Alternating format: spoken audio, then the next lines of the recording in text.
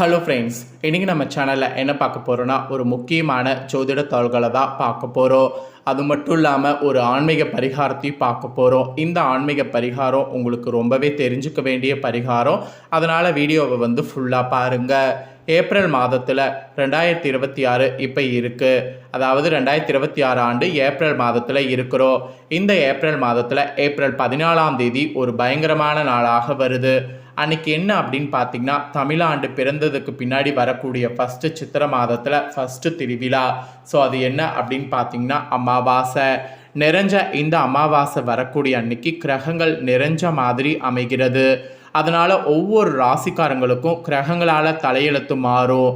அதாவது பெரிய பெரிய சம்பவங்கள் ஒன்று நடக்க காத்திருக்கு.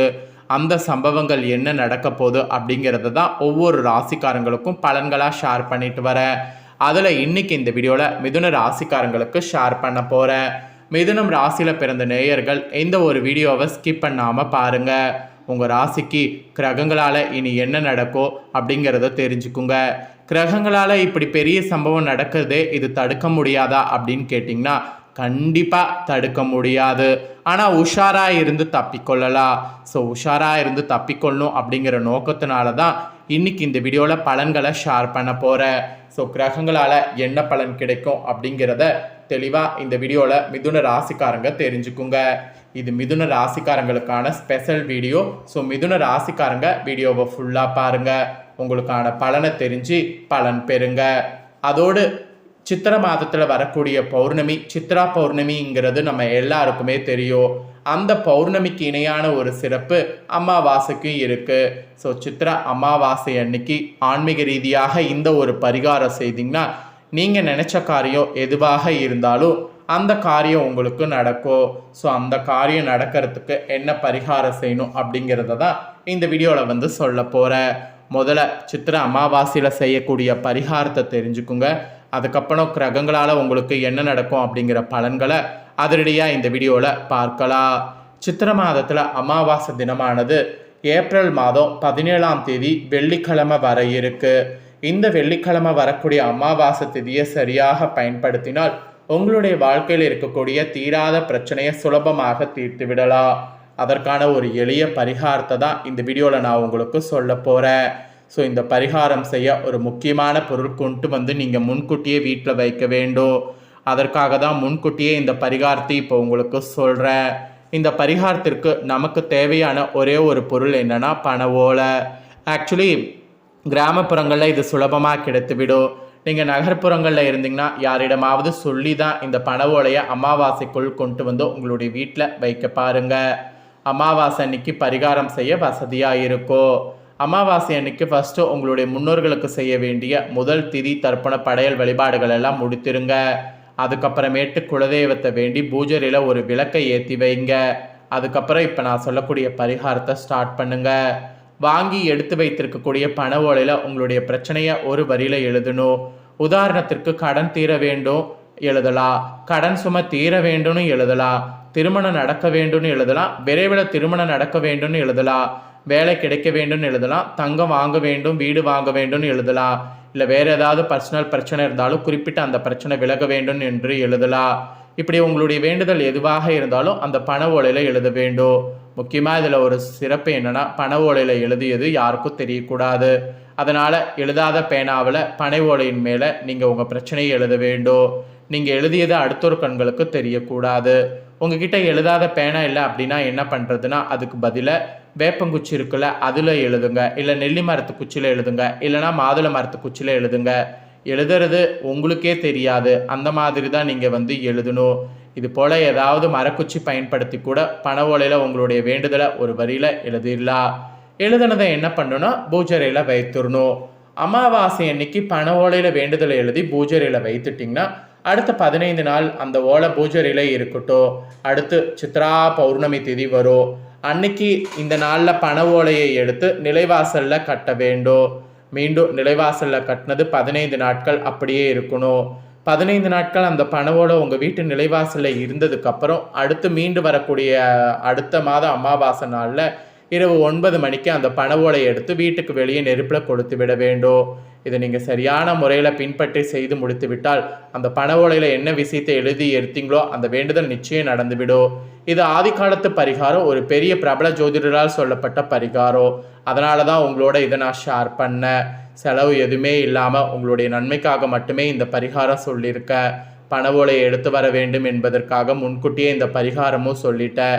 இந்த வருடம் பிரபவ வருடம். ஸோ இதில் சித்திரை அமாவாசை அன்னைக்கு இதை நீங்கள் செய்துவிட்டால் உங்கள் வாழ்க்கையில் சக்ஸஸ் நிச்சயம் உங்களை வந்து அடையும். இந்த அமாவாசை திதியில் இந்த பரிகாரத்தை செய்ய தவற விட்டிங்கன்னா திரும்ப அடுத்த அமாவாசை வரைக்கும் வெயிட் பண்ணும். அதனால் இந்த அமாவாசையை மிஸ் பண்ணாமல் பரிகாரத்தை செய்து பயன்பெறுங்க. இந்த பரிகாரம் ஒரு சிம்பிளாக இருந்தாலும் உங்களுக்கு பிரச்சனை தீர்க்கக்கூடிய பரிகாரம். நம்பிக்கையோட பரிகாரத்தை செய்து பயன்பெறுங்க. இப்போ உங்கள் ராசிக்கு பலன்கள் என்ன கிடைக்குங்கிறத வாங்க பார்க்கலாம். இவ்வளோ நேரம் பரிகாரம் பார்த்தீங்க, இப்போ பலன்களை தெரிஞ்சுக்குங்க. ஸோ சமயோகித புத்தியால் தடைகளை தகர்த்தெறிவதில் வல்லவர்களாக மிதுன ராசினியர்கள் செயல்படுவீங்க. இந்த குணத்தோடு இருக்கக்கூடிய உங்களுக்கு பிரபவ வருடம் சித்திரை மாத அமாவாசையில் கிரகநிலைகளை ஆராய்ந்து பார்க்கும் பொழுது தொடக்கத்தில் உங்கள் ராசிநாதன் புதன் நீச்சம் பெற்று உச்சம் பெற்ற சுக்கரனோடு இணைந்து நீச்சபங்க ராஜயோக அமைப்பை உருவாக்குகிறார். எனவே இந்த அமாவாசையில் முற்பாதியை காட்டிலும் பிற்பாதி சிறப்பாக இருக்கும் என்பது சொல்லப்பட்டிருக்கு. அமாவாசை தொடக்கத்தில் விரயங்கள் ஏற்பட்டாலும் பிறகு வருமானம் வந்து கொண்டே இருக்கும். தொழில் வளர்ச்சியில் மாற்று இனத்தவர்களுடைய பங்கு அதிகரிக்கும். மங்கள நிகழ்ச்சிகள் மனையில் நடைபெற வழி பிறக்கும். ஆகாரத்தில் கட்டுப்பாடு செலுத்தி ஆரோக்கியத்தை சீராக வைத்து கொண்டிங்கன்னா ஆரோக்கியத்தில் எந்த பாதிப்பும் இருக்காது. ஆரோக்கியத்துக்கு நல்லது. அதனால் ஆரோக்கியத்தை சீராக வைத்து கொள்ள இந்த மாதிரி கவனமாக இருக்க வேண்டும். அதுக்கப்புறமா சித்திரை அமாவாசையில் கரெக்டாக குரு சுக்கிர பரிவர்த்தனை இருக்கிறது. உங்கள் ராசிக்கு பூர்வ புண்ணிய ஸ்தானாதிபதி சுக்கிரன், கலஸ்தர ஸ்தானாதிபதி குரு, இவை இரண்டின் பரிவர்த்தனை ஏற்படுற காலத்தில் நல்ல பலன்கள் நிறைய நடைபெறும். குறிப்பாக பிள்ளைகளுடைய கல்யாண கனவுகளை நனவாக்குவீங்க. தொழில் மற்றும் உத்தியோகத்தில் நல்ல முன்னேற்றங்கிறது ஏற்படும். நீண்ட நாட்களாக வரவேண்டிய பதவி உயர்வு இப்பொழுது கிடைத்து மகிழ்ச்சி அடைவீங்க. அதோடு தொழிலில் புதிய பங்குதாரர்கள் வந்திணைந்து பொருளாதார நிலை உயர வழிவகுத்து கொடுப்பார். அந்த மாதிரி ஒரு பாசிட்டிவான சூழ்நிலை அமையும். அப்புறம் சித்திரை அமாவாசையில் கும்பராசியில் ராகுவும் சிம்ம ராசியில் கேதுவும் சஞ்சரிக்கிறாங்க. உங்கள் ராசிக்கு 3ல் சஞ்சரிக்கக்கூடிய கேதுவால் முன்னேற்ற பாதையில் சில சறுக்கல்கள் வரலாம். அண்ணன் தம்பிகளுக்குள் கருத்து வேறுபாடுகள் ஏற்படும். அதனால் கொஞ்சம் கவனமாக இருக்கணும். பொது வாழ்வில் இருப்பவர்கள் வீண் பழிக்க ஆளாக நேரிடும். ராகுவின் சஞ்சாரத்தால் பொன்பொருள் சேர்க்கை உண்டு. புதிய ஒப்பந்தங்களும் உங்களுக்கு உண்டு. அதோடு பூர்வீக சொத்துக்களை விற்று புதிய சொத்துக்களை வாங்கக்கூடிய யோகமும் உண்டு. தொழில் கூட்டாளிகள் உங்களை விட்டு விலகினாலும் புதியவர்கள் வந்திணைவாங்க. இக்காலத்தில் நீங்கள் நிறைய பொறுப்போடு இருந்தீங்கன்னா வெற்றி உங்களுக்கு. அப்புறம் இந்த அமாவாசையில் மேசராசிக்கு புதன் வருகிறார். அங்குள்ள சூரியனோடு இணைந்து புதத்திய யோகம் உருவாகிறது. உங்கள் ராசிநாதன் புதன் லாபஸ்தானத்திற்கு இப்போ வர்றது இந்த நேரம் அற்புதமான நேரம். தொழில் மற்றும் வியாபாரத்தில் கணிசமான தொகை கைகளில் பொருளோ. பிள்ளைகளுடைய மேற்படிப்பு சம்பந்தமாக எடுக்கக்கூடிய முயற்சி வெற்றி கிடைக்கும். வெளிநாட்டில் உள்ள நல்ல நிறுவனங்கள்லேருந்து சிலருக்கு அழைப்புகள் வரலாம். அப்படி அழைப்புகள் வரும்போது அதை ஏற்றுக்குங்க.